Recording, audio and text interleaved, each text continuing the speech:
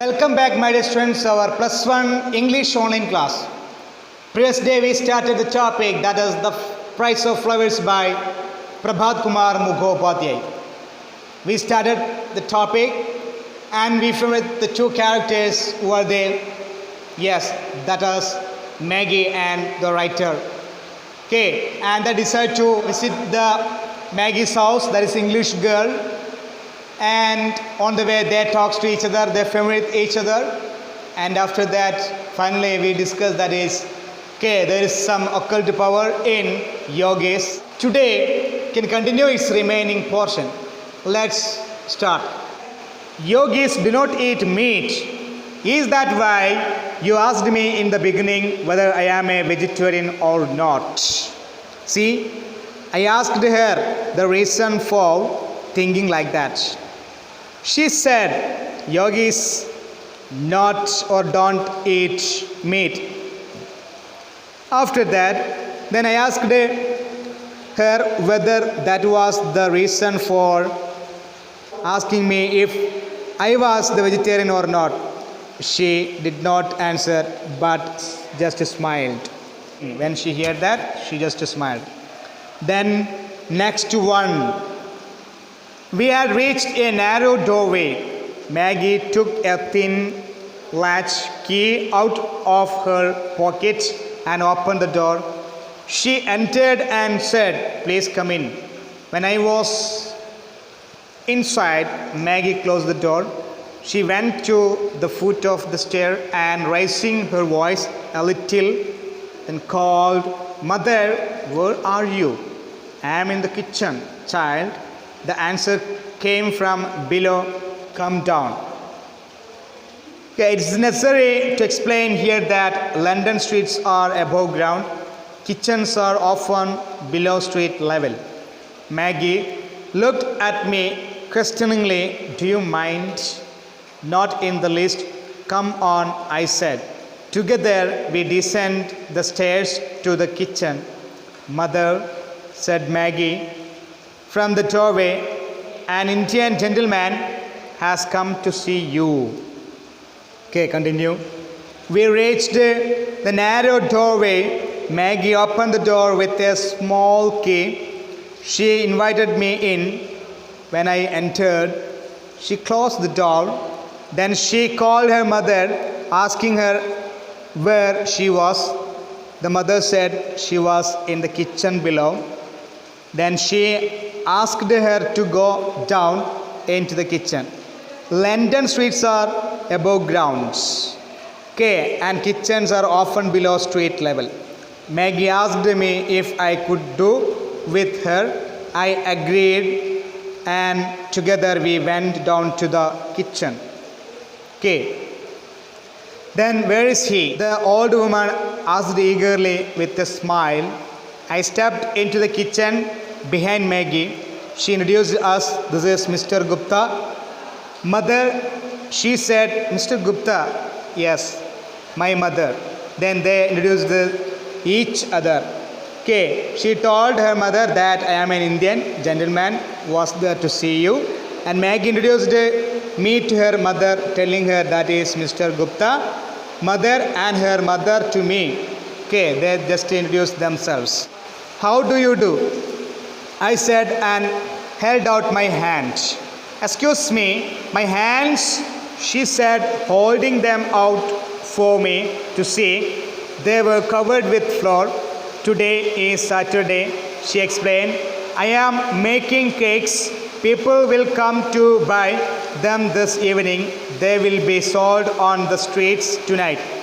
This is the way we make our living. Lots of trouble. Saturday night is a time of festivity in poor neighborhoods. All sorts of things are sold, from countless lighted push carts. The streets are more crowded than on any other day. Saturday is the day the poor are able to spend a little, for they receive their weekly wages. Ingredients for cake making: flour, sugar, fat, raisins, dry grapes, then eggs, and so forth were set out in readiness upon the dresser. Several freshly baked cakes in tins were also there. Okay, after that, see, come on. Yes, I said, how do you do? Okay, I said, how do you do? And held out my hand. The mother said, excuse me, and held out her hands for me to see. They were covered with flour. She said that it being Saturday, she was making cakes. People would come in the evening to buy them and sell them on the streets. That was the way they made their living. It was a hard life. Okay, so that was very hard life to them. Okay, then after that, and so forth were set out readiness upon the dresser. Several freshly baked cakes in the street were also there. The next one, sitting in such a poor kitchen will not be very pleasant for you, will it? Mrs. Clifford said, I have almost finished my work. Maggie, take him into the sitting room. I will come in a minute. No, I protested.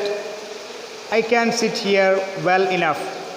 The cakes you make are nice ones, I must say. Mrs. Clifford thanked me with a smile. What kind of country is India, sir? Asked Mrs. Clifford as she resumed her cooking. A beautiful country, safe to live in. Certainly, but not called like this country. It is somewhat hot. Aren't there? Saturday night is the celebration time in the areas where people lived, where poor people lived. All kinds of things are sold from push carts. The streets are more crowded than on any other day. It is on Saturday. The workers receive their pay and so they can spend a little. All the ingredients for making the cake, for sugar, fat, raisins, egg, were ready on the kitchen table. There were several freshly baked cakes in tins. Mrs. Clifford told me that sitting in such a poor kitchen won't be pleasant for me. She has almost finished her work. She asked Maggie to take me to the sitting room. She would come soon. I said that it was okay with me sitting there. I congratulated her for making such excellent cakes. Mrs. Clifford thanked me. Okay, she asked me what kind of country India was. I told her it was a beautiful country. She wanted to know if I was safe to live there. I said it was. India was not cold like England, but hot. Okay. And after that she told her, that is what she asked me, if India had too many snakes and tigers that killed people. Okay. Okay, that's all. Next one. Yes. Aren't there too many snakes and tigers? Don't they kill people? Don't believe that. I laughed. Snakes and tigers keep to the jungles. They get killed themselves if they come too close to places where people lived. And fevers, in some places in India, there is more fever than in others. It is neither the same everywhere nor the same all the year around. My son is in the Punjab. He is a soldier. What kind of a place is the Punjab? The Punjab is a fine place. There is little fever there. It is very healthy. I am glad to hear it, Mrs. Clifford said. Her baking was finished. Maggie, she said, take Mr. Gupta upstairs. I will wash my hands and bring tea. Maggie showed the way to their sitting room and I followed. The furniture was cheap and there was not much of it. The carpet was old torn in places, but everything was extremely clean. Maggie drew the curtains back and opened the windows. There was a glass bookcase. I stood in front of it. Okay, next one. After that, I had many snakes and tigers that killed people. I told her not to believe such things. Snakes and tigers are in the jungles. They get killed if they come to places where people live. Then she wanted to know about fevers. I told that in some places in India there were more fevers than in other places. It is not the same everywhere and in every season. Mrs. Clifford came to carry a tea tray a few minutes. Later, all trays of the kitchen had vanished from her person. As we drank tea, I talked about India. Mrs. Clifford showed me a photograph of her son. It had been taken before he left. His name was Francis or Frank. Another character, Frank or Francis. Maggie brought out a book of pictures he had sent her for her birthday. There were many pictures of Simla and surroundings, mountain country. On the inside page was written, "To Maggie on her birthday from her loving brother Frank." Maggie said, "Mrs. Clifford, show Mr. Gupta the ring." "Has your brother sent you a ring?" I asked her. "Let me see what kind of a ring it is." "It is a magic ring," Maggie explained. "A yogi gave it to Frank." She brought it and asked, "Can you see the past and the future in it?" I had heard a lot about using a crystal was set in the ring. I took it up and examined it. Then after that, she said her son in the Punjab, he is a soldier. She wanted to know that what kind of place Punjab was. I told Punjab was fine place. There is no fever there. It is a healthy place. Mrs. Clifford was happy when she finished her baking. She asked Maggie to take me upstairs. She joined me after washing her hands. She also would bring some tea. Then after that, Maggie showed me to the sitting room. The furniture was cheap and it was not much. The carpet was torn in places, but everything was clean. Maggie drew the curtains back and opened the windows. There was a glass bookcase and I stood in front of it. Okay. Then after that, see next one. After that, Maggie's mother came bringing in the tea tray. All the traces of the kitchen had gone from her person. As we drank tea, we spoke about India. Mrs. Clifford showed me a photograph of her son. It was taken before he left. His name was Francis or Frank. Maggie brought out a book of pictures that he had sent her on her birthday. There were many pictures of Simla and the mountainous places around it. Mrs. Clifford asked Maggie to show me the ring. I wanted her to show me the ring to find out what kind of ring it was. Maggie said it was a magic ring which a yogi had given to Frank. Okay, she wanted to know if I could see the past and future in it.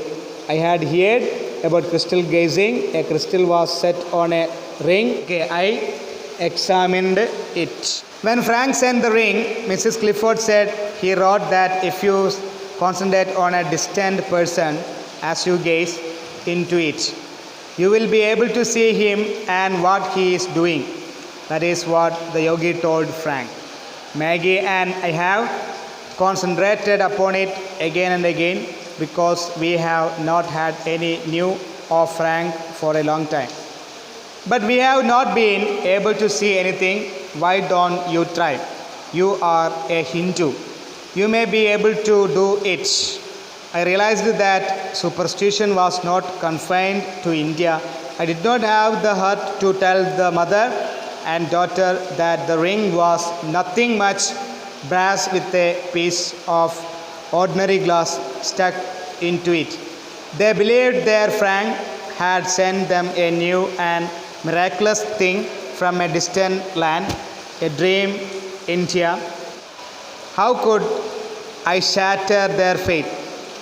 Urged by Mrs. Clifford and Maggie, I took the ring into my hand and stared at it intensely for a long time. I cannot see anything, I exclaimed at last, giving up. The mother and daughter were disappointed. To change the subject, I said, "Here is a violin. It is yours, isn't it?" Mrs. Clifford said that when he sent the ring, Frank wrote that if you concentrate on a distant person, when you look into the crystal, you could see him and what he was doing. This is what the yogi had told Frank. Maggie and she had been looking at it again and again, but they have not been able to see anything. She wanted me to try. Since I was a Hindu, I could see something, she thought. Okay, next one. Superstition was not limited to India. I did not want to tell them that the ring was nothing much. Okay, a piece of brass with an ordinary piece of glass stuck into it. They believed that Frank had sent them magical thing from Dream India. I did not want to shatter their faith. Urged by them, I took a ring and looked around it for a long time. Yes, Mrs. Clifford answered. Maggie plays quite well. Maggie, please play something for us. Okay, Dream India. I told them. Okay, urged them. I took the ring. I looked into it for a long time. I told them I could not see anything. They were disappointed. There was a violin there. To change the subject, I asked her if it was Maggie's. Mrs. Clifford said it was Maggie's and Maggie played it well. Okay, so yes, Mrs. Clifford answered that Maggie's plays quite well. And Maggie, please play something for us. Oh, mother. Maggie looked at her in protest. Maggie, I pleaded, please play something. I am very fond of the violin. I have a sister at home about your age. She used to play for me. The way I play is not at all worth listening to, Maggie said. My entreaties at least persuaded her to play.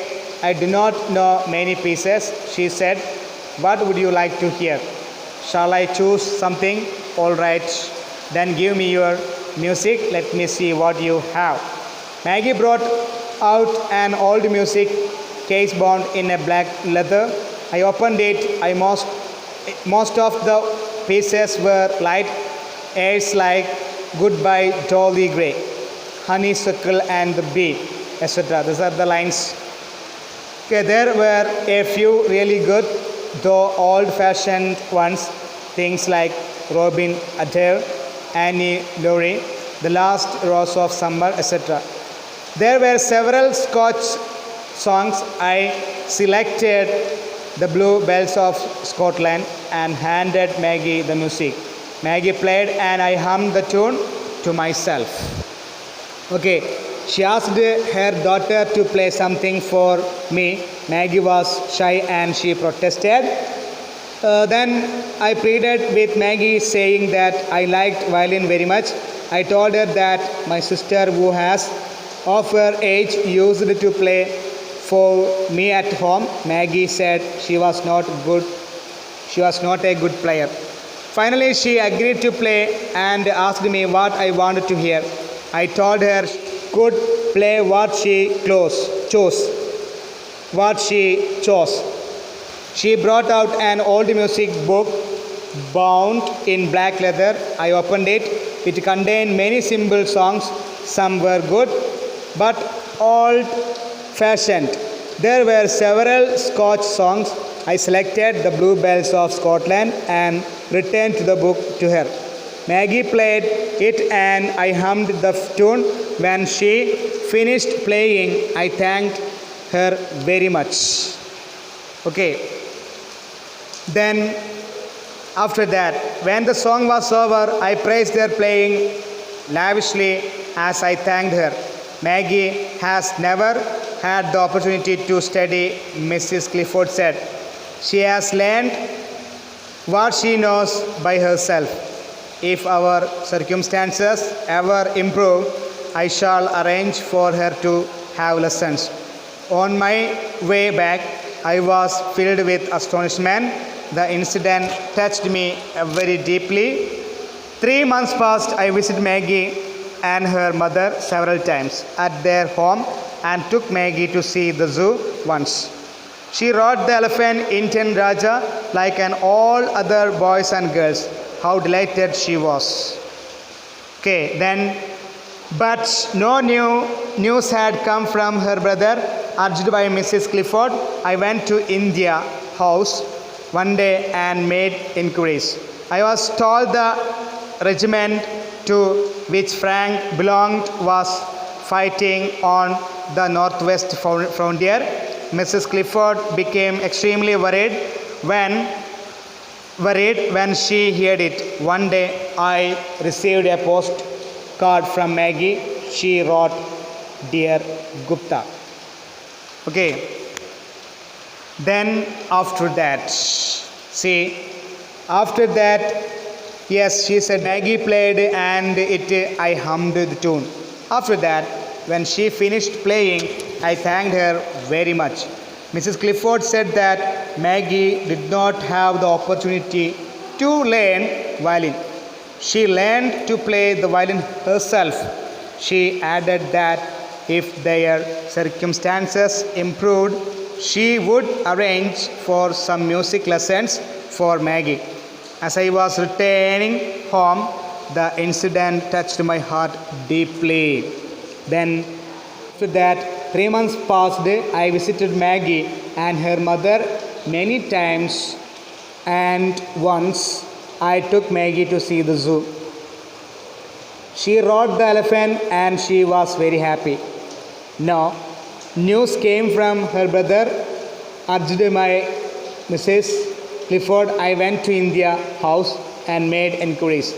I was told the regiment to which Frank belonged was fighting in the northwest frontier. Mrs. Clifford was very worried.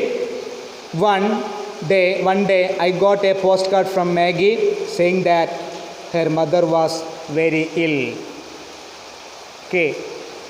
The climax of the story we can discuss in the next class. Okay, can wind up the session here. Can continue the next class. Have a nice day. Okay, thank you.